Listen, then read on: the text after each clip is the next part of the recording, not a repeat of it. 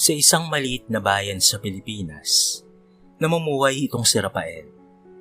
Isang simpleng nurse na puno ng pangarap para sa kanyang pamilya. Sa kabila ng mga hamon ng buhay, tuloy-tuloy niyang pinagsumikapan na magkaroon ng magandang kinabukasan para sa kanyang mga mahal sa buhay. Habang siya ay nagtatrabaho sa isang pampublikong ospital, naramdaman ni Rafael ang pangangailangan na maghanap ng mas magandang oportunidad sa ibang bansa. Sa gitna ng pag-iisip at pagdedesisyon, napagpasya niyang mag-apply bilang isang nurse sa isang ospital sa isang bansang malayo sa kanyang bayan. Inay, Itay, desidido na po akong magtrabaho sa ibang bansa. Gusto ko pong magkaroon tayo ng mas magandang buhay. Pahayag ni Rafael sa kanyang mga magulang. Anak, alam naming mahirap para sa iyo na iwanan kami at pumunta sa ibang bansa. Pero kung yan ang nais mo para sa ating pamilya, susuportahan ka namin. Sagot ng kanyang mga magulang na puno ng pangunawa. Sa kabila ng lungkot sa pag-alis, pinanghawakan ni Rafael ang pangako sa kanyang pamilya na gagawin ng lahat para sa kanilang magandang kinabukasan. Sa kanyang pag-alis, dala-dala niya ang maraming pangarap at pangako para sa kanyang mga mahal sa buhay. Sa kanyang pagdating sa bagong bansa, nadama ni Rafael ang bigat ng kanyang desisyon. Ngunit sa kanyang pagpupursige na makamit ang kanyang mga pangarap, nagtrabaho siya ng buong puso at determinasyon. Sa paglipas ng mga araw, nakilala ni Rafael si Janice, isang guro na nagtuturo sa wika ng mga dayuhan. Sa unang pagkakataon pa lang na sila'y nagkita, naramdaman na ni Rafael ang kakaibang koneksyon sa dalaga. Magandang araw po. Ako po si Rafael, isang nurse mula sa Pilipinas. Bati ni Rafael na may ngiti sa labi.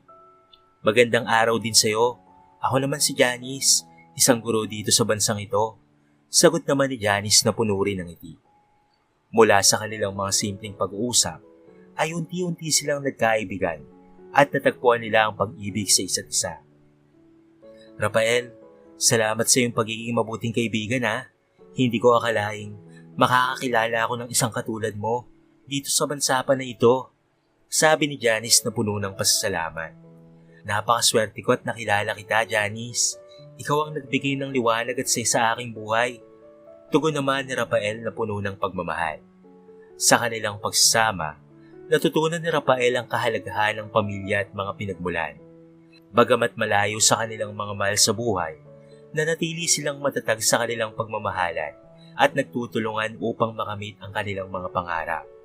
Isang gabi, napansin ni Janice ang pananahimik ni Rafael, kaya bahagya itong nilapitan ni Janice.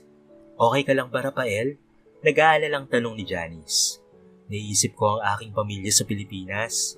Janice, miss na miss ko na sila, sabi ni Rafael na puno ng lungkot.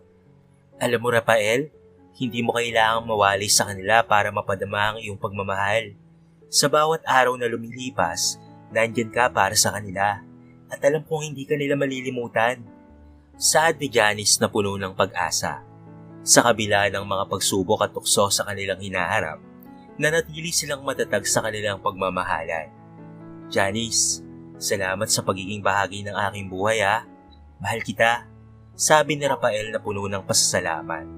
Rafael, mahal din kita at hindi kita iiwan kahit kailan. Tugon naman ni Janice na puno ng pag-asa. Sa kabila ng mga pagsubok at tukso na kanilang hinaharap, nanatili silang matatag sa kanilang pagmamahalan.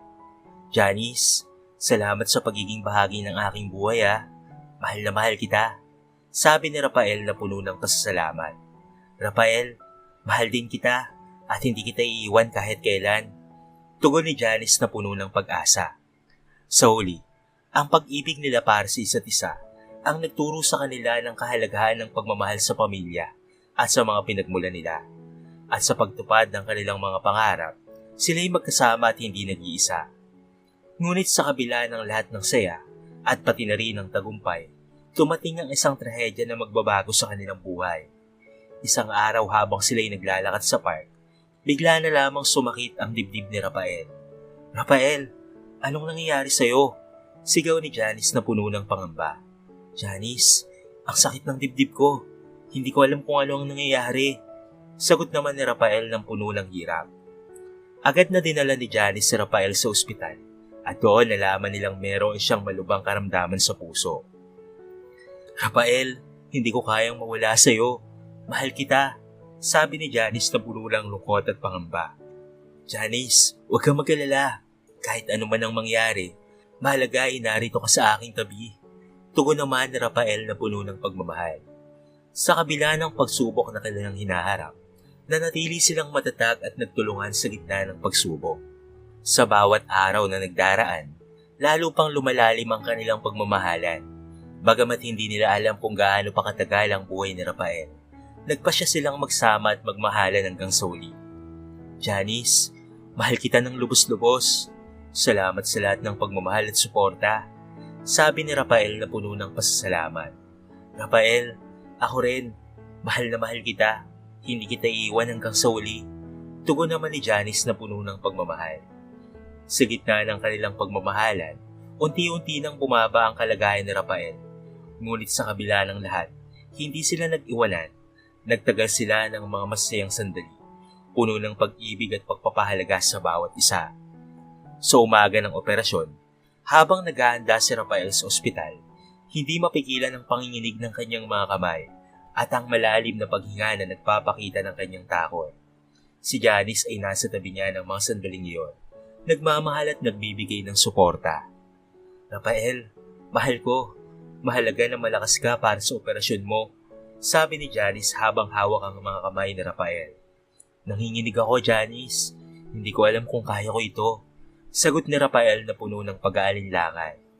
Hinawakan ni Janice ang mukha ni Rafael. Tinitignan siya sa mga mata. "Mahal, alam ko na kinakabahan ka, pero kailangan mong maniwala sa iyong sarili. Kaya mo ito at nandito ako para sa iyo. Kakayanin natin itong magkasama." Sa mga salitang iyon, napaluha si Rafael. "Salamat, Janice. Hindi ko alam kung paano ko kayo matutustusan kung mawawala ako.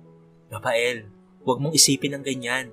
Mahalaga ka sa amin at hindi namin kayang mawala ka. Ipapakita namin sa iyo ang aming pagmamahal at suporta," sabi ni Janice habang pinupunasan ng mga luha ni Rafael. Naglapat ang mga labi ni Rafael at Janice sa isang mahigpit na halik. Nagpapahiwatig ng kanilang matinding pagmamahal at pangako sa isa't isa. Sa oras ng operasyon, nagsimula ang mga doktor at nurse na tumanggap ng mga kagamitan at nagsimula na ang proseso. Sa bawat segundo na nagdaan, nagdarasal si Janice ng malakas habang naghihintay sa labas ng operating room. Ang kanyang puso ay nag-aalala para sa kanyang nobyo, ngunit patuloy siyang nanalig sa kapangyarihan ng pagmamahal at panalangin. Matapos ang mahabang oras ng paghihintay, dumating ang oras ng katotohanan. Lumabas ang mga doktor mula sa loob ng operating room at sa kanilang mga mukha, nababasa ang ekspresyon na may kahulugan. "Tara, Janice, mahalagang makausap ka namin," sabi ng isang doktor na puno ng pagmamahal. Tinungo ni Janice ang mga doktor. Ang kanyang puso'y umaasa sa mabuting balita, ngunit puno rin ng takot ang posibleng masamang balita. "Ano po ang nangyayari kay Rafael? Kaya pa ba niyang mabuhay?" Ang mariing tanong ni Janice habang pilit na pinipigil ang kanyang mga luha. "Janice, naging maayos naman ang operasyon, ngunit sinabi ng mga doktor na kailangan niyang magpahinga at magpagaling sa ospital ng ilang araw," sabi ng isa pang doktor na puno ng pangunawa. Napawi ang bigat sa dibdib ni Janice nang marinig ang magandang balita na iyon. Napaluha na lamang siya sa tuwa at pasasalamat. "Salamat po sa inyong lahat," bulong ni Janice na puno ng pasasalamat at pagpapahalaga. Pagkatapos ng ilang araw, unti-unti nang bumuti ang kalagayan ni Rafael. Si Janice ay patuloy na nasa tabi niya, nag-aalaga at nagbibigay ng pagmamahal at suporta. Sa bawat araw ng pagaling, lalo pang lumalalim ang kanilang pagmamahalan at pangunawa sa isa't isa. "Mahal, maraming salamat sa pagmamahal at suporta na ibinibigay mo sa akin. Dahil sa iyo, nalagpasan ko ang pinakamalaking laban sa aking buhay," sabi ni Rafael na puno ng pasasalamat at pagmamahal. "Rafael, mahal kita ng labis-labis at hindi ko kayang mawala ka. Magkasama tayo sa hirap at ginhawa hanggang sa walang hanggan," tugon ni Janice habang yumayakap ng maigpit sa kanyang asawa. Sa kanilang pagmamahalan at suporta sa isa't isa, napagtanto nilang dalawa na ang tunay na pag-ibig ay kayang magtagumpay sa gitna ng anumang pagsubok at hamon ng buhay. At sa uli, ang kanilang pagmamahalan ang siyang nagdala ng liwanag at pag-asa sa kanilang buhay. Nang dumating ang araw na pinayagan na si Rafael na makauwi sa Pilipinas matapos ang kanyang operasyon, nagkaroon ng malaking kasiyahan at pag-asa sa kanilang pamilya sa Maynila. Nanay, tatay, magiging okay na po si Kuya Rafael. Papunta na siya rito sa Pilipinas. Sigaw ni Bianca, ang kapatid ni Rafael sa kanilang magulang. Oo nga anak, salamat naman at magiging maayos na si kuya mo. Maganda tayo para sa kanyang pagdating. Sagot ni Nanay Tess na puno ng tuwa at pasasalamat. Sa araw ng pagdating ni Rafael, puno ng saya at sigla ang kanilang tahanan. Kasabay ng kanyang pagdating ay si Janice, ang nagmamahal at nag-alaga sa kanya.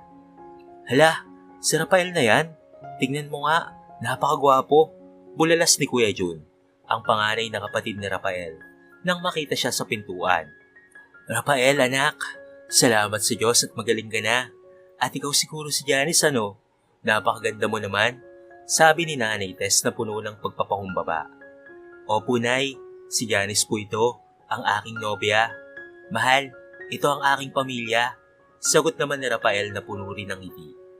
Hello Nanay Tess, Kuya Jun at Ate Bianca. Ako po si Janice.